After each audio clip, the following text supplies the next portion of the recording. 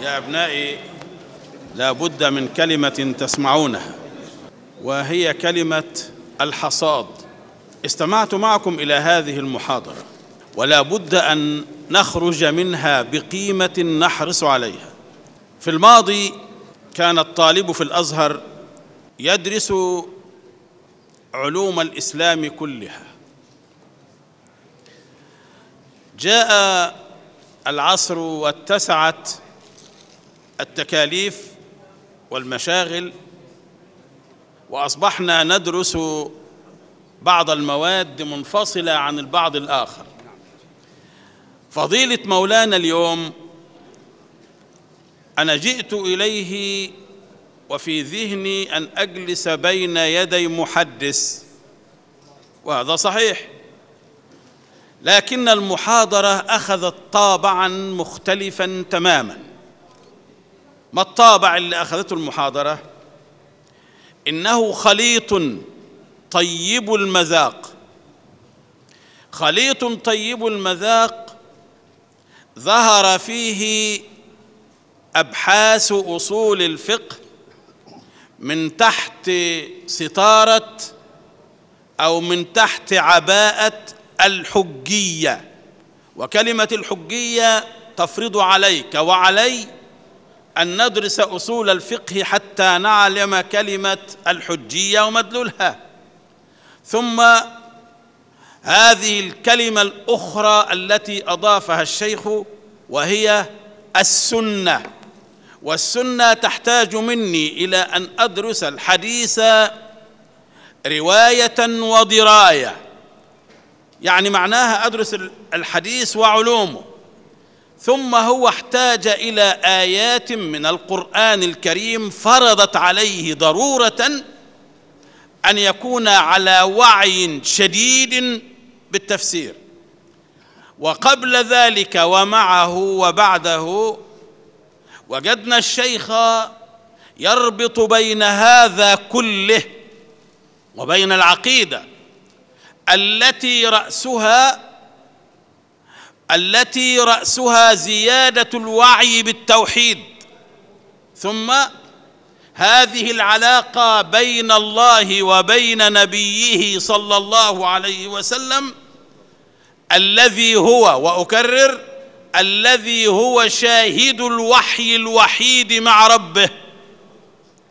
النبي هو شاهد الوحي الوحيد مع ربه، ولذلك جعله الله سبحانه وتعالى معصوما حتى لا يقول عنه أحد إن روايته رواية أحد.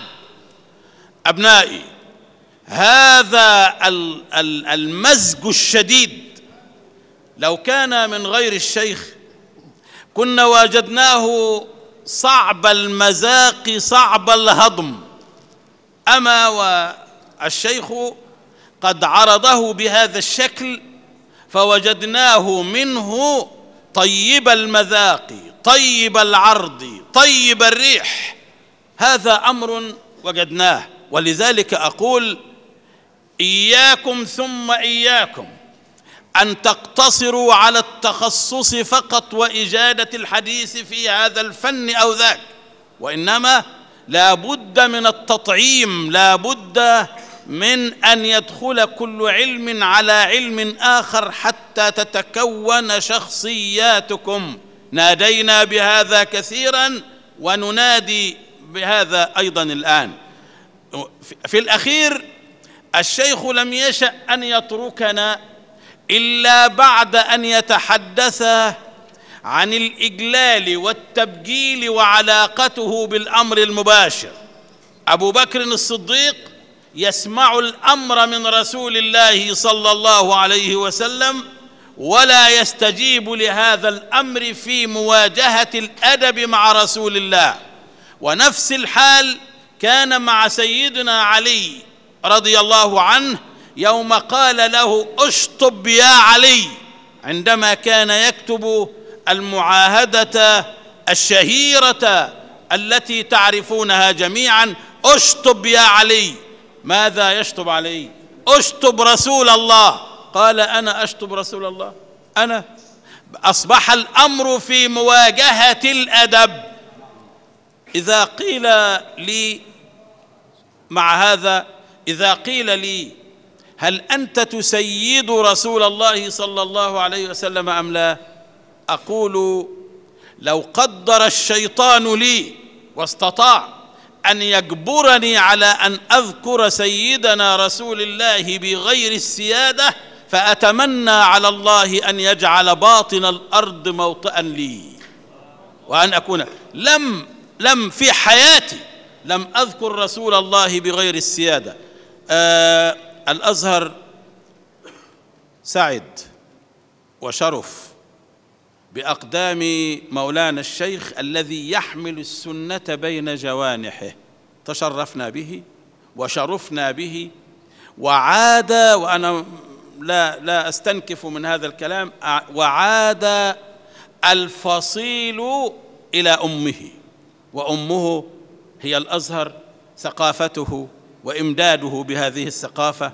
وقلت إن يد الأزهر طالت، فأصبح للأزهر يد في شبه جزيرة الهند، وأصبح للأزهر يد في جميع أقطار الأرض، فليبقى الأزهر قائما برسالته، ولنرحل نحن كما نرحل، ونخلع ما في رقابنا ونضع في رقابكم، فكونوا عند حدود المسؤولية. مرحبا بالشيخ ومرحبا بكم، والسلام عليكم ورحمة الله وبركاته.